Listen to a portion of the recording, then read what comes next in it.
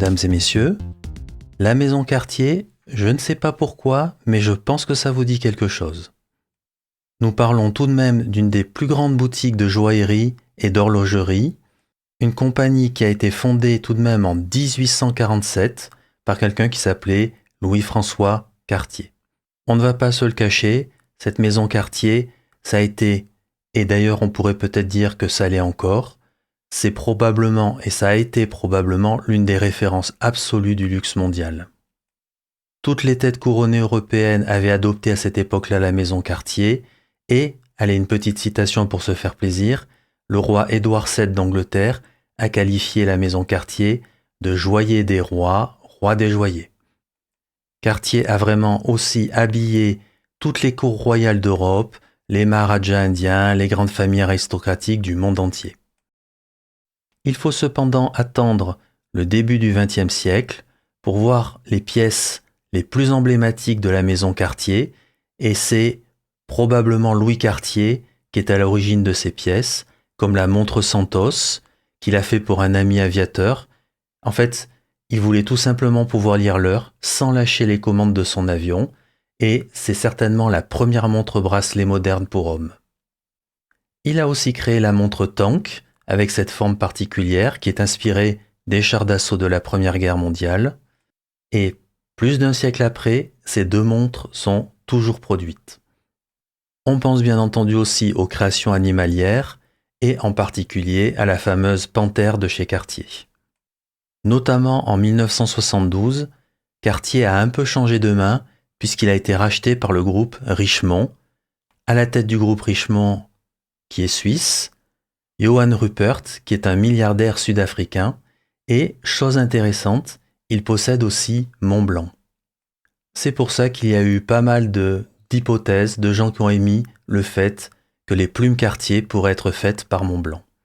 Allez, venons-en au stylo que nous avons devant les yeux, c'est le modèle Diabolo.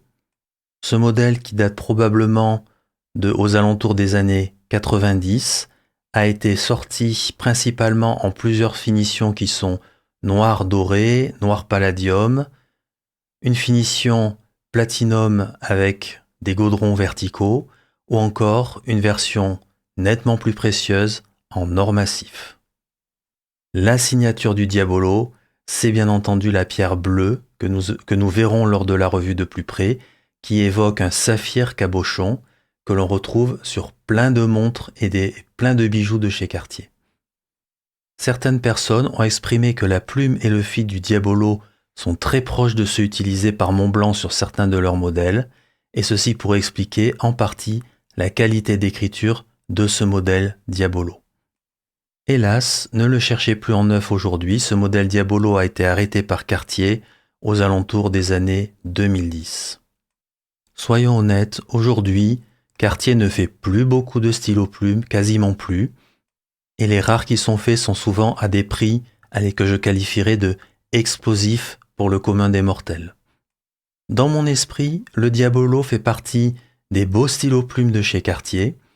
Je parle bien entendu d'apparence, en précisant bien à un prix entre guillemets abordable. Démarrons la revue de plus près de ce très beau stylo Cartier.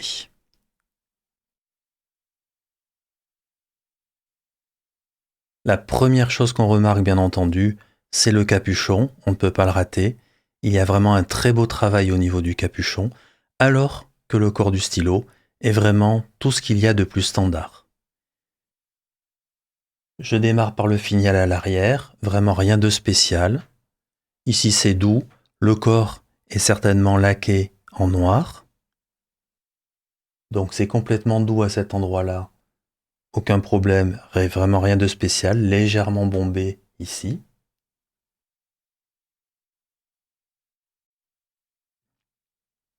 Voilà.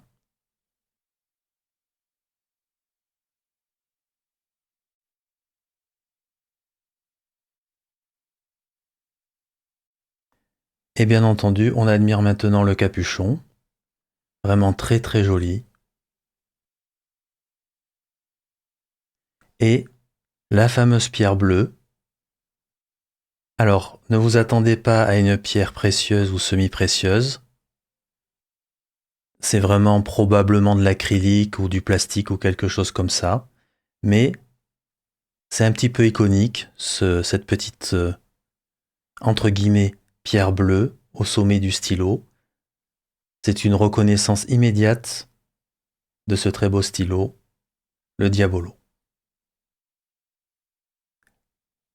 Ce qui fait bien entendu la caractéristique de ce capuchon, c'est les découpes avec les anneaux plus le finial à cet endroit-là. Et en plus, le fait que le clip soit sur un anneau et que ces anneaux soient bombés. Quand on regarde l'intégration est impeccable, il n'y a aucun problème. De même ici. Alors certes c'est bombé, donc c'est plus facile à intégrer, mais quoi qu'il en soit, ça n'accroche pas du tout. Pareil pour l'anneau du clip, à cet endroit-là, aucun problème. Et lorsqu'on regarde l'anneau ici, en bout de capuchon, ça n'accroche pas du tout. Donc on a vraiment un stylo qui est parfaitement lisse partout, ça n'accroche pas les doigts. C'est vraiment très sympathique au toucher. Juste, je préfère vous le dire tout de suite, ici, j'ai une très légère retouche à cet endroit-là du stylo, rien de bien méchant. On le voit, je trouve, assez bien à la caméra, entre guillemets, mais dans la vie réelle, ça ne se voit quasiment pas. Le C de Cartier, à cet endroit-là. Il faut bien entendu rappeler que c'est la maison Cartier. Et au niveau de l'anneau, ici,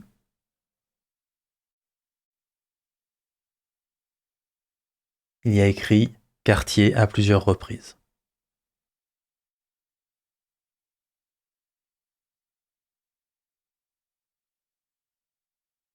Au passage, je vous montre le C.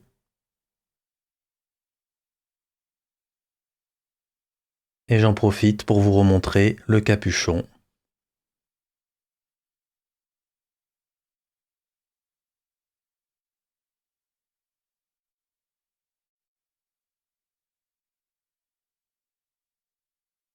Le clip,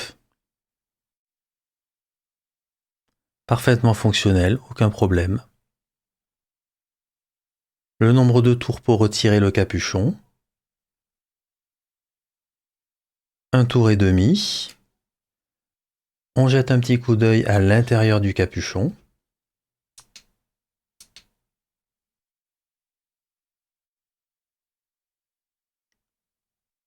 Tout du moins, on va essayer. Voilà, c'est pas si mal. Alors, première chose, le pas de vis est à l'entrée. Je pense qu'il est fait directement dans la matière du capuchon. Par contre, au fond, on voit ici le méplat qui va permettre d'enfermer la plume et ça a l'air d'être un liner métallique. Et tout au fond, nous avons une vis.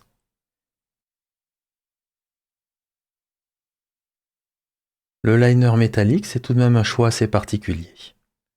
Autre chose qu'il faut remarquer,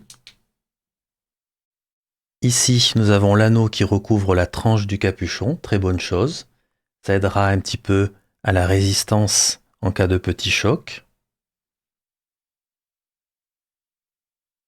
La plume Cartier. Est-ce une plume Montblanc? Point d'interrogation. Plume 18 carats.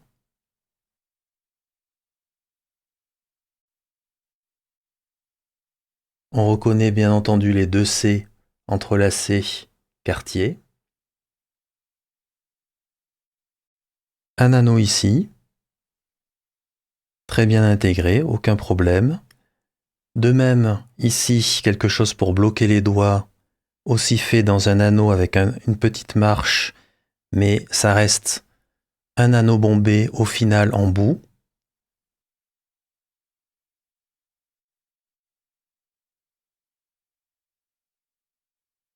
Très joli.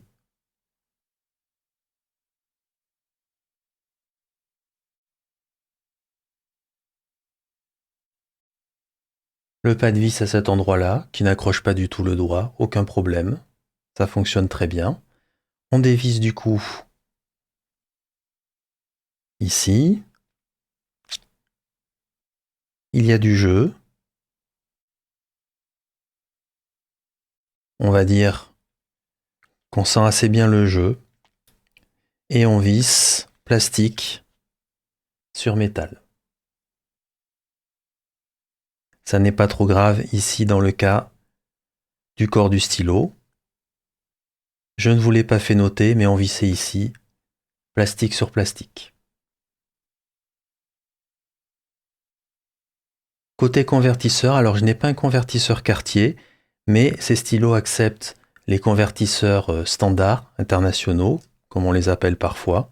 Donc vous pourrez mettre un Schmitt ou tout autre. Ça fonctionne très bien. Donc rien de spécial de ce côté-là. Ici, le pas de vis s'accroche raisonnablement, rien de choquant. De ce côté-là, tout est très classique.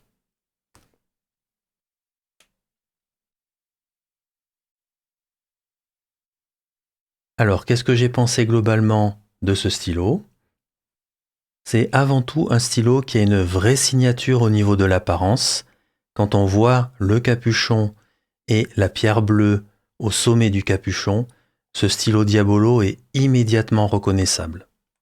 Bien sûr, ça reste du goût personnel, mais c'est pour moi en tous les cas un beau et élégant stylo, immédiatement reconnaissable, mais pas du tout clinquant. Au niveau du manufacturing, eh bien, on peut le dire, il est tout à fait bien fait, absolument partout. Il n'y a vraiment rien à lui reprocher. Ça reste tout de même, de ce côté-là, relativement classique. Des anneaux bombés, un clip avec un anneau.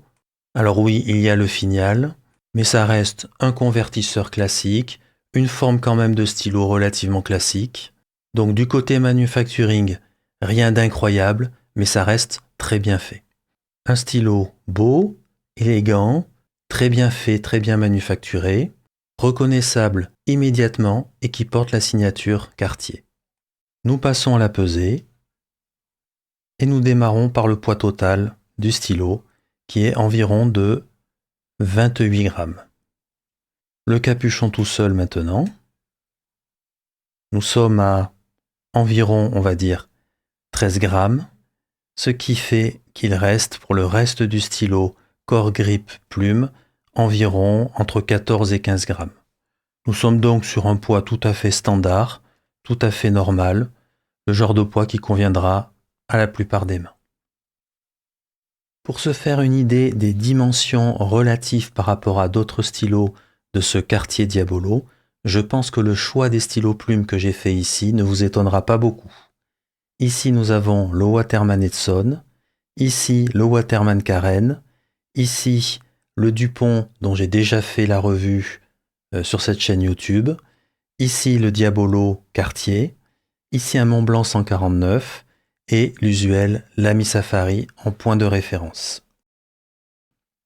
Alors, le plus long, clairement, c'est le Waterman Edson. Et oui, il paraît comme ça, au premier abord, pas très gros, mais en réalité, c'est un stylo qui est un petit peu plus imposant que ce qu'il y paraît. Ensuite, nous avons le Montblanc 149. Alors, il dépasse, mais pas non plus énormément par rapport au Diabolo, et à peu près à égalité, le Karen, le Dupont et le Cartier ici. Très légèrement en retrait, nous avons le Lamy Safari.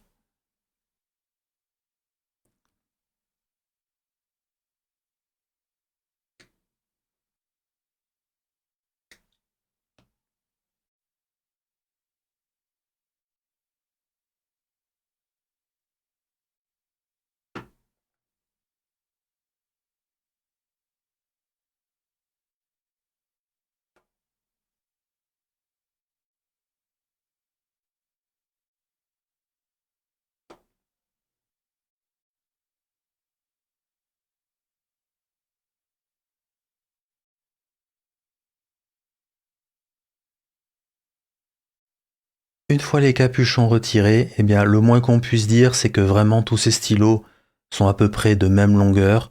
Oui, le Lamy Safari est un tout petit peu plus long et le Edson aussi, mais vraiment, on est sur des choses extrêmement similaires.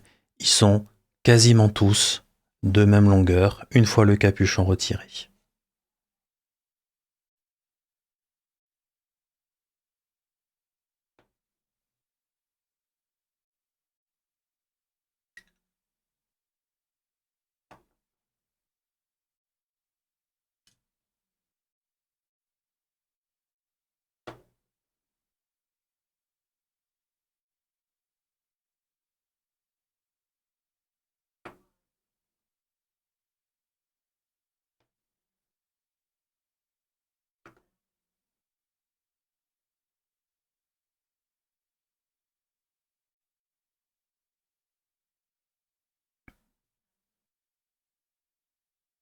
Vous noterez que tous ces stylos postent tout à fait proprement et, chose amusante, les 3 Waterman sont des snap-cap alors que le Cartier et le Montblanc sont avec des capuchons vissés.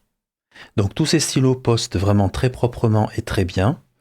Du coup, la longueur devient un petit peu moins importante parce que ça va dépendre de la profondeur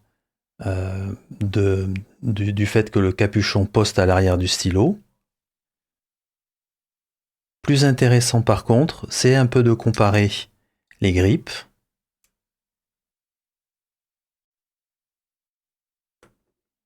Alors le 149 est un petit peu épais, donc ce n'est pas forcément fair-play de faire la comparaison.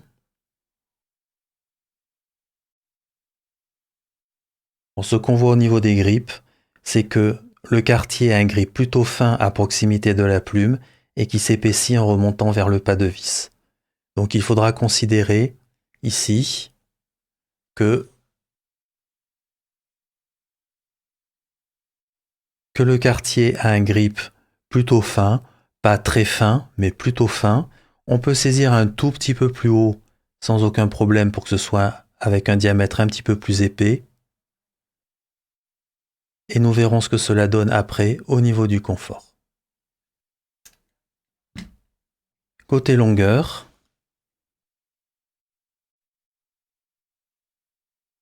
alors le stylo est quand même relativement long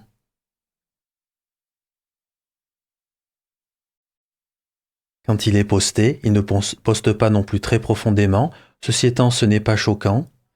Mais vraiment, ça ne sera pas ma préférence car il y a quand même un tout petit peu de poids vers l'arrière. Il n'est pas fortement déséquilibré, mais il a un tout petit peu de poids vers l'arrière. Alors heureusement, ce n'est pas un stylo lourd, donc ça passe très bien. Mais tout de même, je le trouve plus confortable une fois le capuchon retiré. Au niveau de la longueur, comme vous pouvez voir, il y a encore un peu de marge. Je pense qu'il n'y aura pas trop de soucis avec les mains assez longues.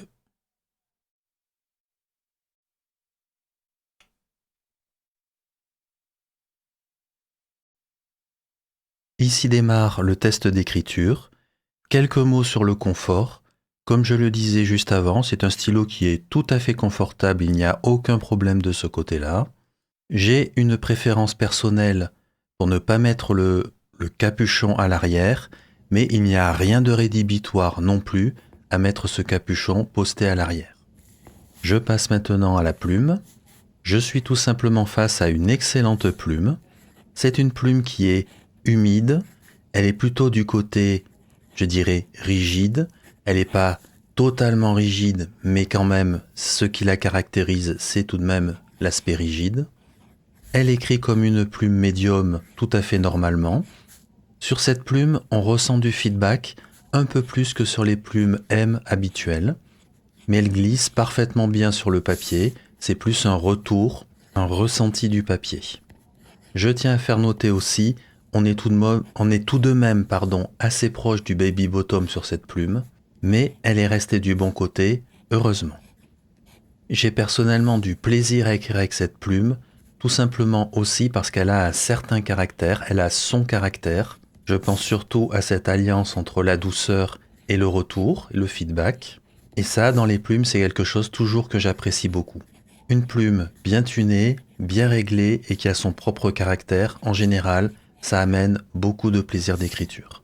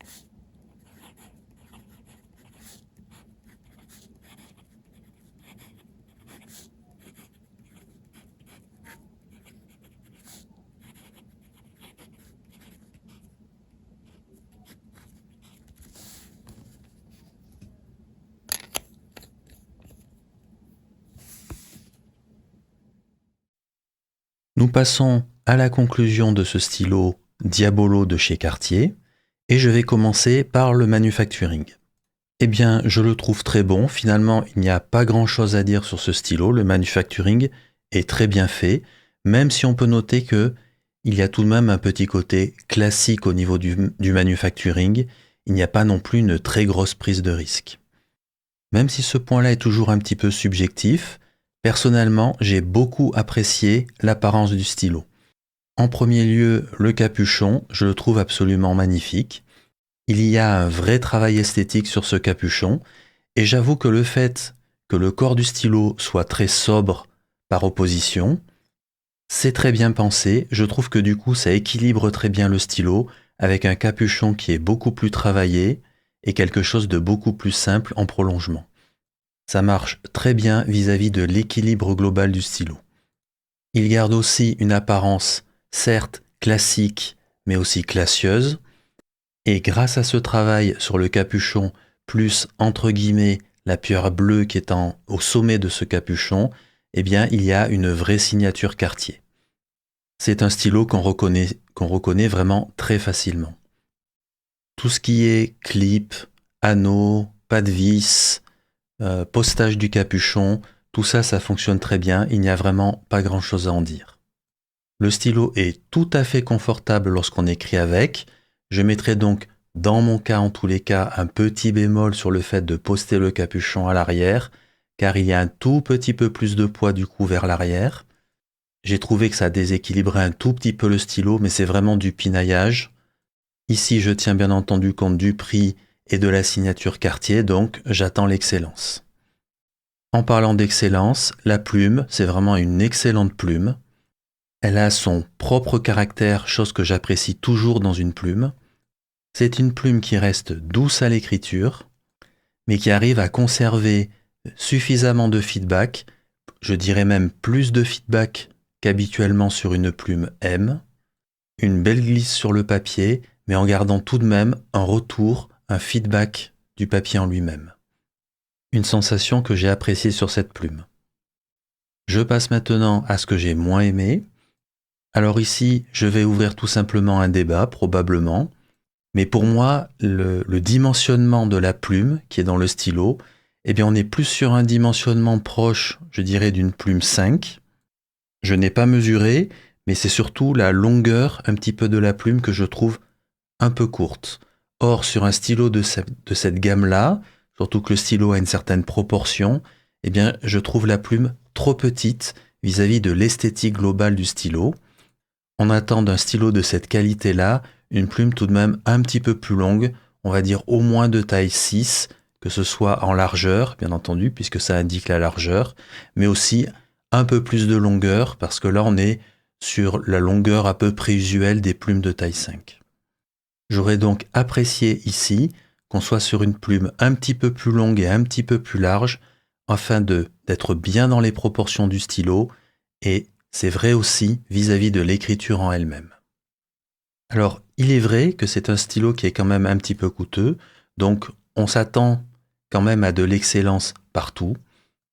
Et je dirais que tout de même, il y a certaines parties du stylo qui sont assez classiques.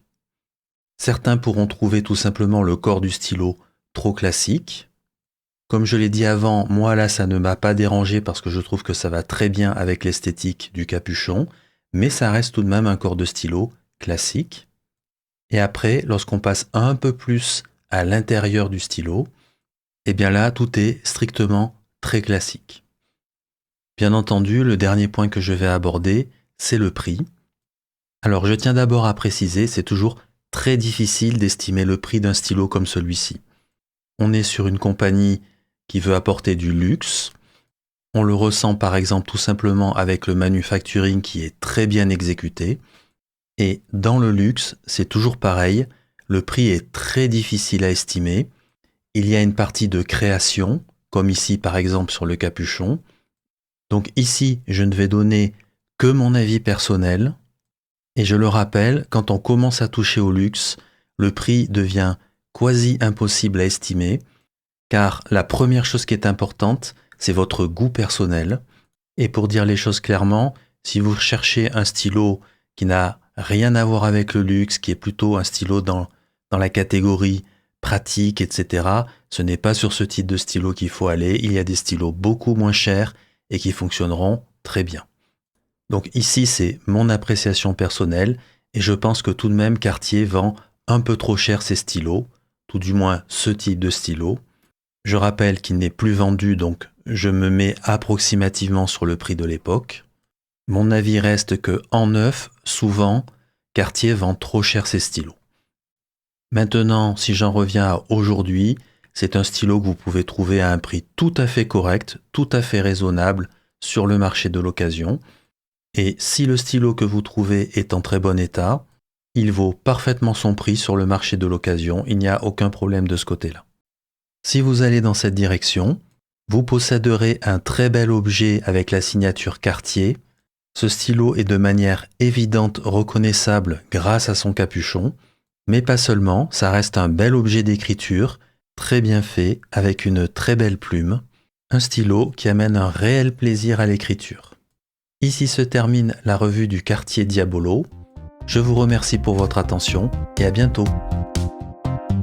Why do you believe in what you see?